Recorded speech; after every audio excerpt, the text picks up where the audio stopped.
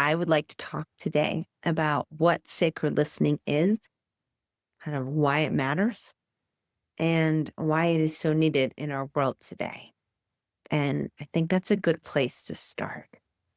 We are in an absolutely crazy time in this human experience. And at this moment, the practice of sacred listening is more needed now than ever before, partly because we are just absolutely bombarded and overwhelmed with content, with ideas, with creation, with so many things to take in and digest. And what we're missing are quiet, safe spaces for attunement and safety to take place. So simply put, what sacred listening is showing up and receiving someone listening without trying to solve a problem or fix something or offer a solution. It's showing up with presence, showing up with an open and loving heart, showing up with acceptance of whatever someone is going through, even if you don't understand or relate to it. And in this practice, it is held by a container of safety that's rooted in some foundational agreements.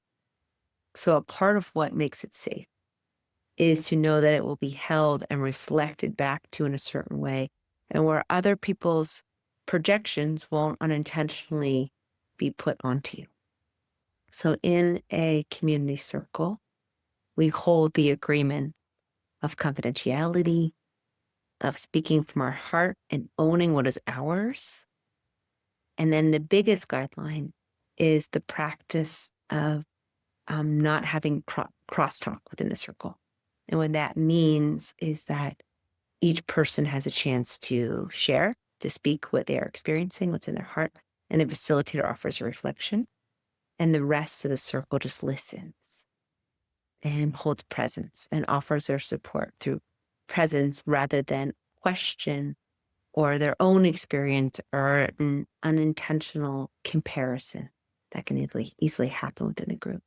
So these guidelines or this contract is what holds the container safe. And in this space, each person is witnessed. They are seen for who they are and what they're experiencing. They are reflected with what they are feeling. And there are three foundational kind of practices or tools that as a facilitator I can use to reflect someone's experience for them. Number one is to validate.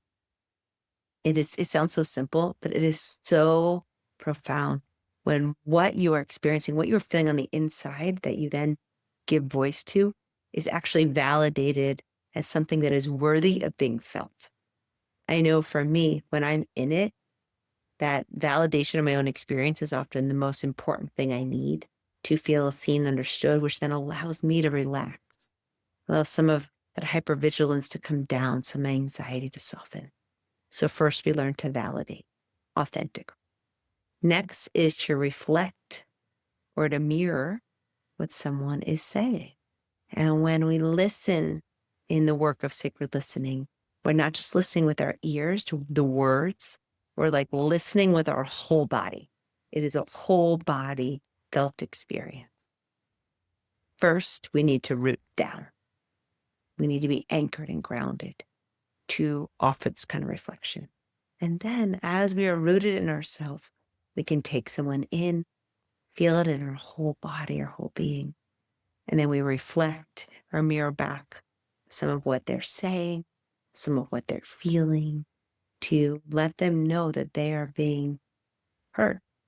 The reflection needs to be accurate, not just in the language and in their voice and their tone and their words, but also in the feeling and the energy. So we reflect with our facial expression. We reflect with our body language. We reflect their experience to create deeper connection, understanding. And then the third tool is to reflect potential. This happens once a relationship has been established with someone where we know them well enough to reflect like what is between the lines. And this one needs to be used sparingly and with a lot of skill. Reflecting someone's potential is reflecting what they are like getting to. And you have to be careful because if you say it, reflect it before they've gotten it, it can almost break the magic that comes with this reflection. So reflecting the deeper meaning, reflecting the potential someone is working towards as they are arriving at within themselves. More on that in the training, but it's a beautiful tool that we have to mirror and to reflect. So these are some of the foundational practices that you will learn in the Art of Sacred Listening training. For now, I invite you to kind of try it on, to feel into it for yourself, and to stay tuned for some mirroring practices coming to you later this week so you can work with these practices, stumble as we do, as we're learning something new, and get to see what it feels like to both be received, to be listened to, which can feel so good, and also to be the listener, the one holding someone, which creates more connection and a sense of aliveness. So more coming. I look forward to seeing you again soon. And you can check out our Sacred Listening training held at the magnificent StarHouse in Boulder coming up in November. Can't wait to share more.